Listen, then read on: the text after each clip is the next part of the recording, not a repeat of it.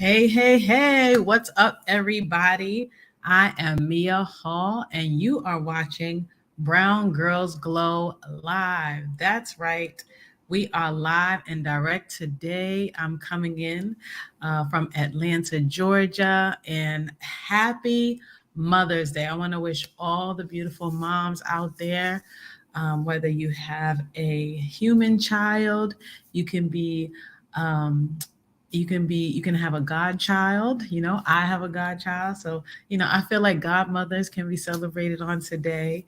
You can have a plant child. Of course, I'm not going to put them in equal rank, but you can have a dog, you can have a pet. Or if they're not your biological sons, you can have an adopted child as well. So happy Mother's Day to all the moms. We celebrate all moms. If there's moms that have gone on to see the Lord, and those moms that have passed, those moms who are away from us, those moms, of course, who might not be feeling too well right now. We certainly celebrate them today, and I hope to celebrate with you as I celebrate my own mom, Audrey Hall, and just talk about a few lessons that if you haven't been here before, I want you to stay a while, like this video, share it with a few friends, leave a comment, and subscribe to my channel. And make sure you hit that bell for post notifications so you can always see when I'm going live. I go live once a week, and I love to talk about things that will help young women of color to give, lead, own, and write their destiny. That's what GLOW stands for. And really just be able to achieve any dream that they want to in life. And so I give young women interviews and tips and lessons and things from the Bible, things from the Christian faith in order to encourage them, inspire them, and really teach them things that I didn't have the opportunity to learn in school. Some things I might not have even learned in church, but I want to help these young women to live that life and life more abundantly that Jesus promised. So I really wanted to create a platform to be able to do that in one place. So that is what Brown Girls Glow is all about. That's what Brown Girls Glow Live is all about. And that's why I am here. So let's get into today's topic. Woo! All right. So first of all, a little bit about my mother. She is a single mom. She raised me. She was 18 when she had me, and she, just did the very best she can. My dad, did come into my life starting at 6 years old. And, I did have him there. I never lived with him, but, he was in my life and is still in my life. Y'all know we have a podcast for those of you who have been here before. It's called Parables from the Projects. And so I'm very much involved with my dad. But my mom held it down. She held down the fort for a very long time. And she really taught me just so many things about life and about how to glow. And that's what I'm here to talk about today. So it was me and my mom, like me and my mom going back and forth, pretty much all my life until I moved out. And I moved out older, y'all. So we might get into that later. But, when I was younger, I always remember my mom talking about, and this could have been, maybe she started telling me when I was like maybe like starting to like boys, I think, maybe in maybe like sixth grade or something like that, because she must have, I don't know if she saw like that I was,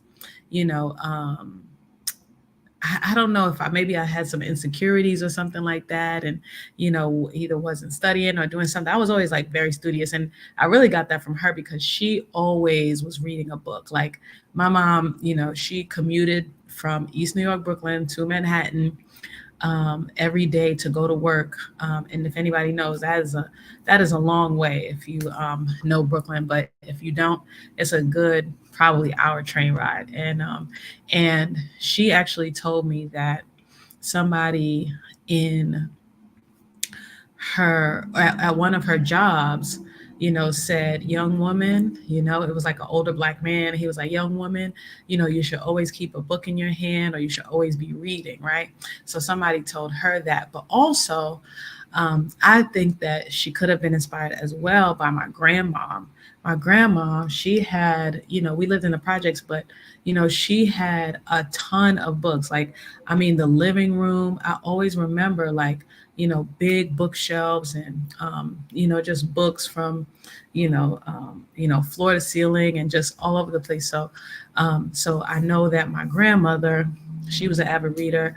I remember that she told me the story of how when she used to clean, this woman's house, the woman would actually let her. The woman had a big library, and she would let her, like, read her books. So, I never really got to, like, ask her, like, "Oh, well, what was your favorite kind?" and things like that. I did get to interview my grandmother before she passed, in about '97, but yeah, either way. So that's kind of the long history of my family and books, and I hope to continue the legacy. But that first lesson, now to that first lesson, it was, she was like, "You should be cute, fly, and smart." Now, I know that this is like, oh, well, why has she told you to be, why, hopefully y'all won't judge, anybody and, what they teach their kids. Excuse me, I'm gonna, just be very practical here, because I feel like, nope, it seemed like I didn't have enough light to me, because I feel like I'm getting a shadow off my glasses. So hold on one second.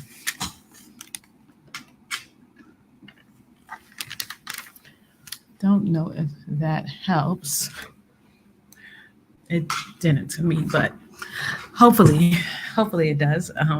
But yeah, so my mom, yeah, told me to. She was like, "You should be cute, fly, and smart." So, I think that she was trying to encourage me, like, you want to, look good. You want to, my mom is, I would say, into style, right? Because I know they said there's a difference between fashion, because fashion could be trendy, fashion could be, brands and things like that. But style is just, really being comfortable in your own skin and in your own clothes, like what you put on your skin, and being able to be creative through what you wear. So she encouraged me, she always liked to, look nice, and she wanted me to be nice or fly, right?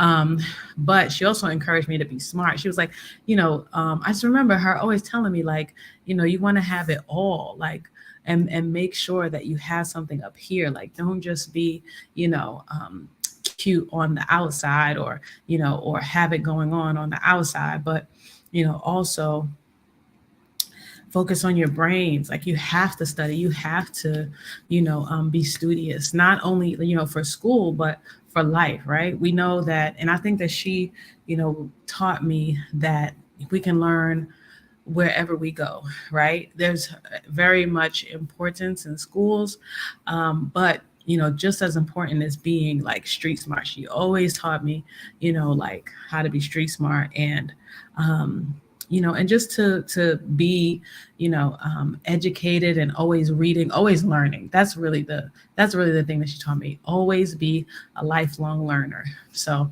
that's lesson number one: be cute, fly, smart. And I translate that to, be a lifelong learner. Always be learning. Don't just focus on what's on the outside. Don't just focus on outward appearance, but make sure that you are, renewing your mind, educating your mind. The Bible says in Romans 12 to, take in new information. Make sure you renew your mind, so that you'll be able to test and prove what God's good will is, His good, pleasing, and perfect will, right? So, so yeah, so make sure you are a lifelong learner, and that's one of the things that my mom taught me. The second thing, and this is a lesson that my mom taught me recently in order to glow.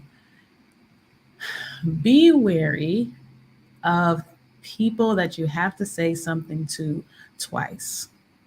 Okay, be wary of something that when you have to say something to people twice. If you say no once and they're like, oh, but, and it's like you have a strong no, you have a strong, boundary, you have a strong, it could be a conviction in yourself. It can be, just what you normally do or how you operate, right? Your integrity, what you want to accomplish and move forward um, with in your life, but it might not be in their lives, right? No matter who it is, it could be friend, colleague, or somebody who's trying to sell you something, whatever. But if they keep on asking you, keep on constantly asking you, and it's like like they're trying to change your mind about something that you've already made up your mind about, you have to be wary of that, right? That should put your antennas up. That should be, what do they say nowadays? A red flag. So I would encourage you, you know, think about that. And I have, recently learned that the hard way.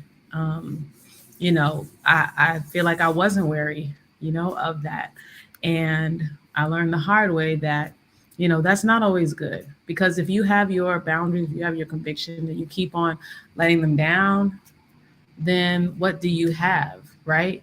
You want to be able to have what you stand for. If you don't stand for something, you'll fall for anything, right? So I think that the lesson that I take out of that is, stand for something, right? And then lesson number three.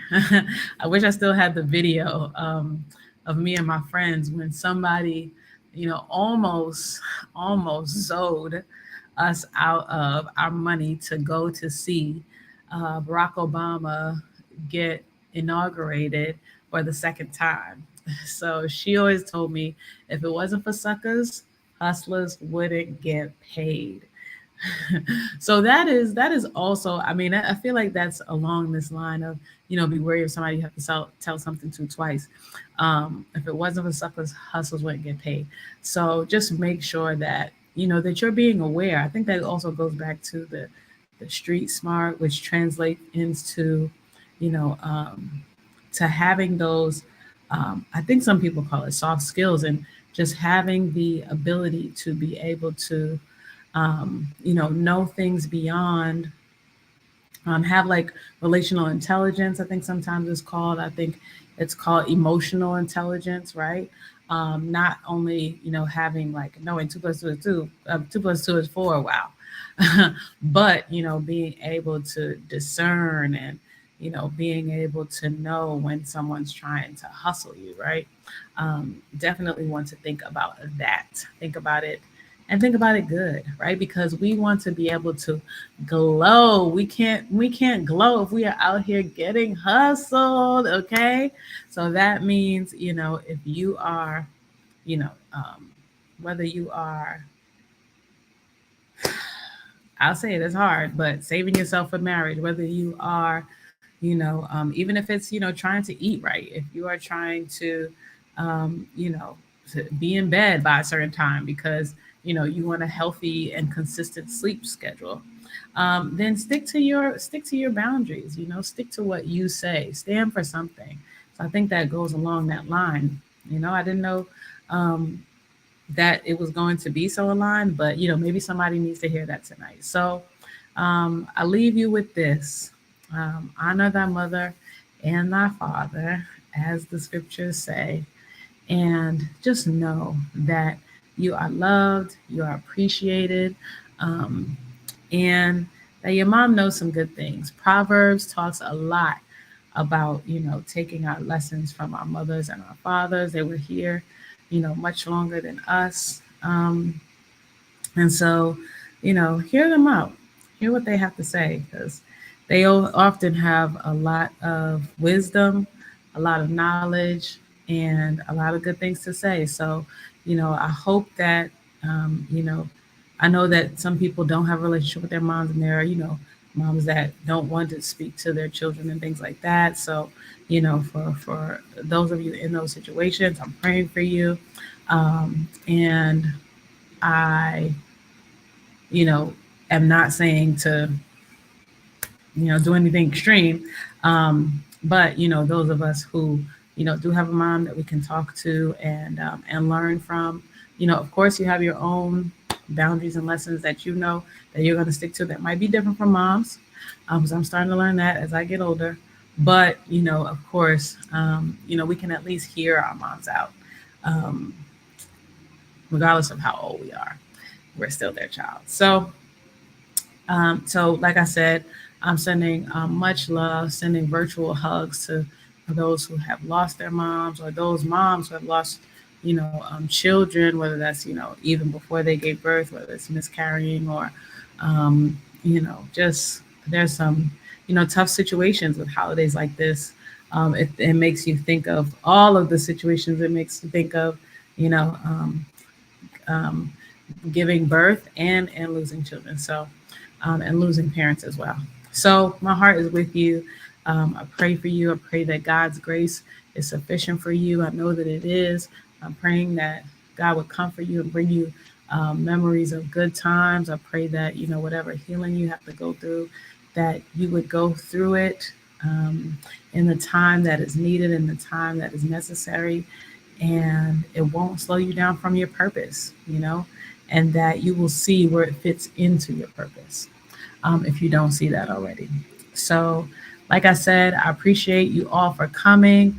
Like, comment, share, subscribe to my channel, and I will see you next week. Until then, happy Mother's Day and keep on glowing. Bye.